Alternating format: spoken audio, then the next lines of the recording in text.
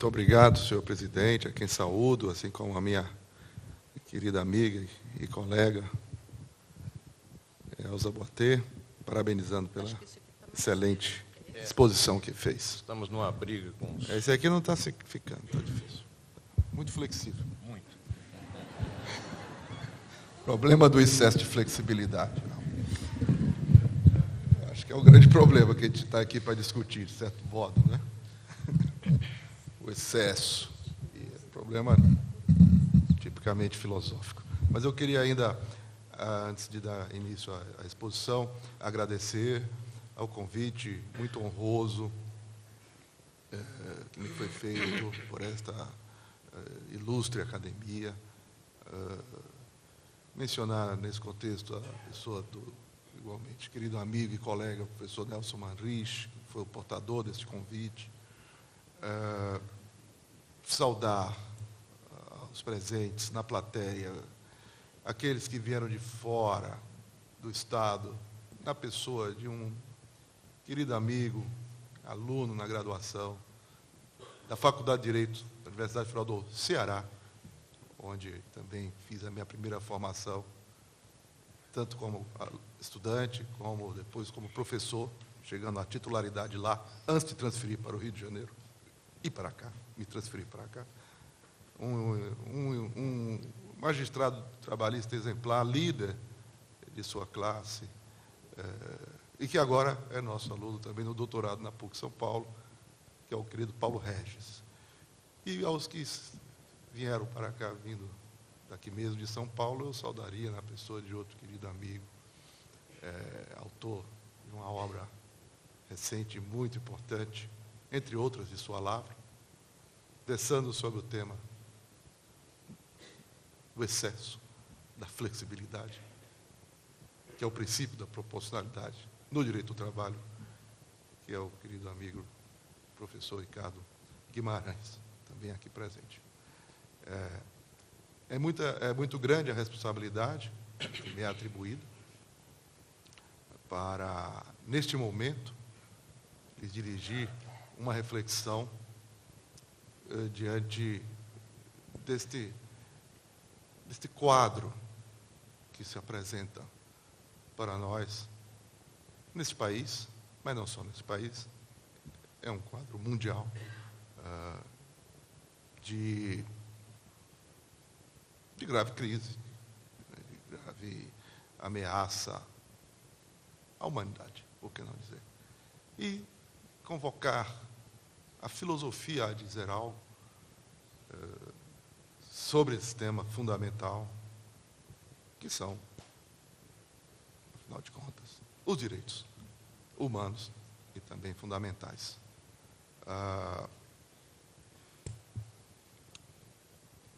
Portanto, me sinto convocado a abordar um tema que me é muito caro, que foi, inclusive, o objeto da minha tese de titularidade, no final do século passado ainda, na Faculdade de Direito da Universidade Federal do Ceará,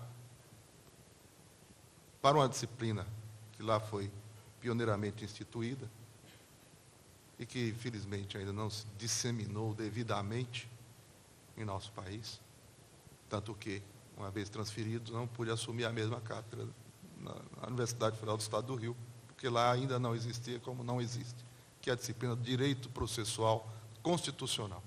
E a tese se intitula, é uma obra que vem de sair a 7ª edição, Processo Constitucional e Direitos Fundamentais. Então,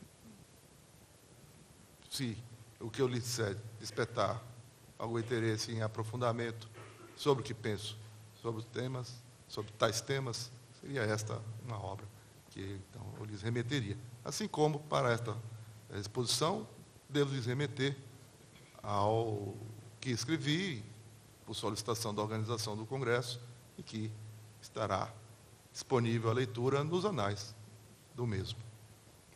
Portanto, essa exposição ela se destina basicamente a preparar esta leitura e também trazer a reflexão neste momento.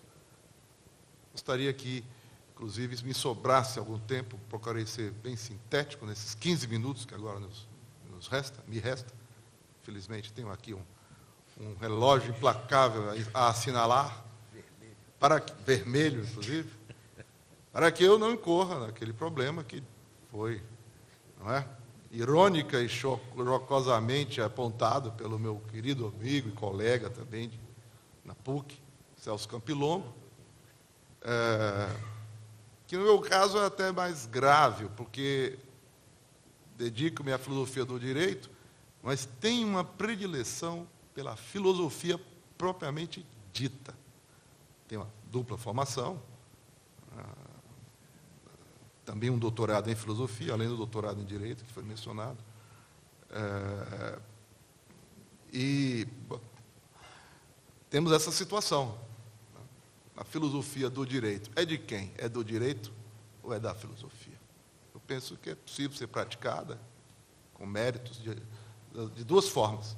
Tanto a partir do jurista, que seria então o jurista filósofo, ou a partir do filósofo, que nessa condição seria o filósofo jurista, para lembrar uma distinção feita por um ilustre conterrâneo, de saudosa memória, Clóvis Bevilacqua. E eu, portanto, desafiado a buscar contribuições da filosofia para a consolidação de direitos fundamentais e direitos humanos, que é o nosso tema, eu inicio o texto e essa exposição com uma questão, que é a seguinte: o que é ainda de se esperar da filosofia em uma época de predomínio do pensamento técnico-científico? O que é de se esperar de uma forma de pensamento que, por mais que esteja na base do desenvolvimento do pensamento científico, e o desenvolvimento do pensamento científico é a base do desenvolvimento do pensamento técnico, a técnica, isso eu aprendi com o nosso mestre comum e amigo e colega agora na PUC, Técio Sampaio Ferraz Júnior,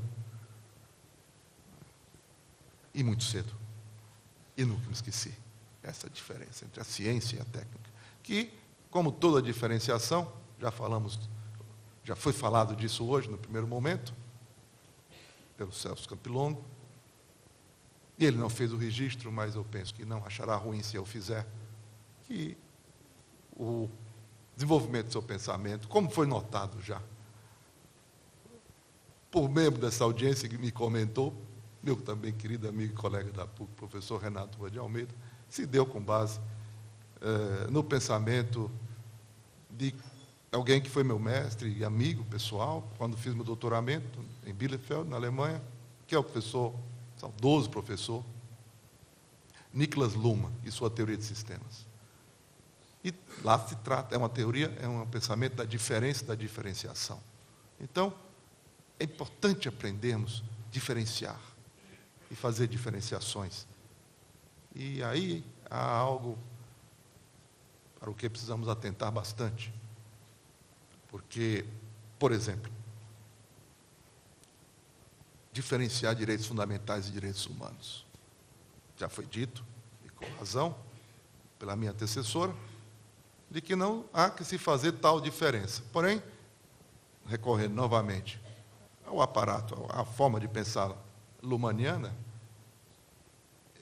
eu diria, isso de um ponto de vista interno ao sistema do direito. E do ponto de vista externo, será que ainda não se continua fazendo tais diferenciações? E será que essa diferenciação externa também não pode nos trazer consequências que não são de se desprezar? Afinal de contas, é muito grande nesse ambiente do sistema jurídico a discussão sobre, afinal de contas, o que são direitos humanos. O que são os direitos humanos? Há duas grandes correntes que se digladiam: a corrente universalista, para a qual são direitos reconhecidos, que hão de ser reconhecidos por todos e igualmente em todo o gênero humano, mas é uma corrente comunitarista muito forte que defende as peculiaridades dos direitos entendidos como humanos, a depender do humano de quem se trata, da comunidade em que percepção se insere. Não por acaso, essa é a corrente dita justamente comunitarista. E que, então, há uma defesa de uma percepção, por exemplo, diferente da concepção que se consagra universalmente, por ser uma percepção feminina, quando não feminista, para a qual essa concepção que se consagra e se afirma e impõe universalmente, não teria a devida sensibilidade ou a devida conotação que a percepção feminina. Seriam direitos do homem, como já foi anunciado historicamente, e não por acaso se utilizou a expressão que não é mais recomendável, direitos do homem, direitos humanos. Então, do ponto de vista interno do sistema do direito, nós temos critérios para definir com maior precisão quais direitos sejam considerados humanos ou fundamentais, afinal de contas, hão de ter precedência na realização daquilo que entre nós se anuncia como o Estado democrático de direito. Novamente, uma expressão que é passível de diferenciações. É possível diferenciarmos, e necessário, eu diria, entre um Estado de direito qualquer e um Estado de direito que seja também democrático, ou um Estado que democrático também seja de direito. Então, me parece importante atentarmos para tais diferenciações, a fim de poder estabelecermos relações entre aquilo que diferenciamos, e não a fim de estabelecermos, como infelizmente é algo bastante comum, e aqui eu penso que há uma responsabilidade a ser atribuída também ao nosso Descartes, não só a ele, mas ele tem uma grande responsabilidade nisso. Nisso o quê? No modo formalista de pensar, que é o modo tipicamente moderno. Porque, pelo formalismo, a diferenciação que se faz é uma diferenciação que separa, tornando inconciliável o que se separou. Quando do que se precisa cada vez mais, nesses tempos em que enfrentamos grande dificuldade, justamente pelo desenvolvimento do projeto da modernidade, é o avanço da modernidade que vem criando problemas, que a ideologia da modernidade, evidentemente, não considerava, porque, segundo essa ideologia, como é próprio de toda ideologia, a modernidade é sempre e necessariamente um bem. Penso que depois da Segunda Grande Guerra Mundial, portanto, depois das duas grandes guerras mundiais que aconteceram no século passado, é muito difícil continuar pensando assim, embora ainda seja muito comum se pensar que, seja o que venha, por ser modernizador, virá em nosso favor. Nosso favor, é preciso definirmos melhor quem somos esses nós, se estamos incluídos em nossa humanidade, eu diria, neste avanço da modernidade, que é patrocinado pelo pensamento técnico-científico e com desprezo de outras formas de conhecimento. O que, sendo feito pela ciência, para os seus fins, é compreensível. Porém, do que se trata de discutirmos a ciência com um outro sistema da sociedade que não pode, como nenhum deles pode, assumir um papel de colonização dos demais. Como, infelizmente, há uma tendência a que ocorra no relacionamento entre os sistemas que compõem a sociedade. Há sempre essa tendência. É natural. Cada sistema se desenvolve para realizar os seus próprios fins. E como será a concertação entre eles? O direito tem um papel fundamental nisso, já foi dito na primeira exposição da manhã. Mas tem encontrado muita dificuldade em exercer esse papel. Não só por um desenvolvimento excessivo e exagerado de um ou outro desses sistemas, mas pelo, digamos assim, conluio entre eles. Que sistemas, hoje em dia, conspiram, sem que haja aqui nenhuma intenção, porque sistemas não têm intenção, eles apenas operam, mas nós sofremos os efeitos dessas operações. E quais são os sistemas que hoje em dia afinam-se melhor no desenvolvimento de suas tarefas, em detrimento de outros que estão sofrendo os efeitos deletérios desses excessos de desenvolvimento de um ou outro dos sistemas da sociedade? Quem mais se afina? A ciência e a economia. E quem, por isso, desafina? A política e o direito. E aqui tem um quinto sistema, que não pode deixar de ser mencionado, que, inclusive, foi objeto das reflexões finais deste teórico de sistema, cuja obra é subjacente ao que estamos aqui apresentando, tanto o Celso como eu, que é o já mencionado Niklas Luhmann, sobre o qual ele não teve a oportunidade de desenvolver nenhuma obra tão elaborada como teve em relação a esses outros sistemas já aqui mencionados, e além desses, outros, como o sistema da arte, por exemplo, ou o sistema da religião. O sistema que ele aprofundou menos a abordagem é o sistema da mídia. Ele apenas fez uma palestra, que depois se tornou livro e que está publicado entre nós, com um título muito significativo: A Realidade dos Meios de Comunicação. É a realidade, entre muitas aspas, nas quais estamos vivendo. É a realidade construída, como toda realidade, para esta concepção teórica, toda realidade é construída. É uma concepção que tem como fundamento a filosofia da ciência, do conhecimento, que se denomina construtivismo radical. Toda realidade é construída, não é realidade, há realidades. O direito constrói a sua, a economia é a sua, a política é a sua, a ciência é a sua, a mídia, outra. Porém, a realidade da mídia é a realidade da sociedade como um todo. É o que Luhmann diz nesse texto.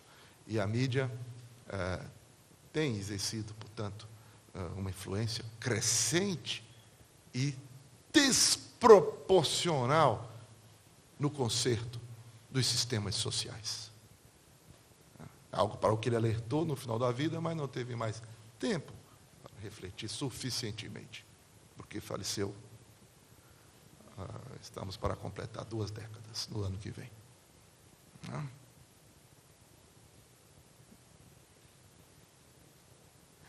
Então, eu lhes diria, para deixar ainda 2 minutos, franqueando a palavra aos que aqui também estão presentes, porque, afinal de contas, filosofia, desde sua origem, se constituiu como uma atividade de debate e de confronto de ideias. E que, nesse sentido, realmente, ela tem uma diferença, que é boa. Nós estamos aqui defendendo a importância das diferenças. E ela tem, portanto, essa diferença em relação a outras formas de conhecimento, como a própria ciência, como a religião, como o direito, que também é uma forma de conhecimento, e como a arte, que também é uma forma de conhecimento. É que nessas outras formas de conhecimento se apresenta um modo de construção da realidade, como estávamos dizendo. Mas, neste modo de construção da realidade, não se encontra implicado, tanto quanto na filosofia, este debate, este confronto. Isso é que diferenciou a filosofia, desde sua origem, e há de ser a sua marca registrada. Portanto, uma época de declínio da filosofia e de outros modos de conhecimento, em favor de um modo técnico-científico, que se torna imperialista em relação a estes outros modos de conhecer, não é um tempo muito favorável aos direitos humanos e também aos direitos fundamentais, que é o tempo em que nos toca viver.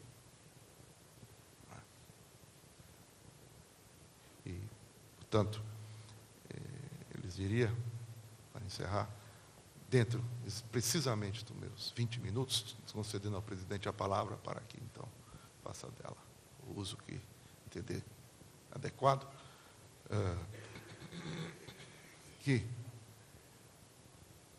a filosofia, sendo inútil como é, como se entende que seja, desde sua origem, está dito explicitamente por um dos seus fundadores, que é Aristóteles, justamente por isso, pode se tornar mais importante do que uma forma de conhecimento voltada apenas para a produção de utilidades, utilitários, que tanto favorece a economia, mas que, do jeito que vamos, terminamos formando uma economia para cada vez menos pessoas e cada vez mais máquinas, porque elas sim é quem devem ser os instrumentos utilitários. Mas essa utilidade é preciso que seja revertida para a humanidade e não para uma cada vez menor parcela daqueles que o compõem, a ponto de estar se formando o que já vem se prenunciando como super-humanos, que, a meu ver,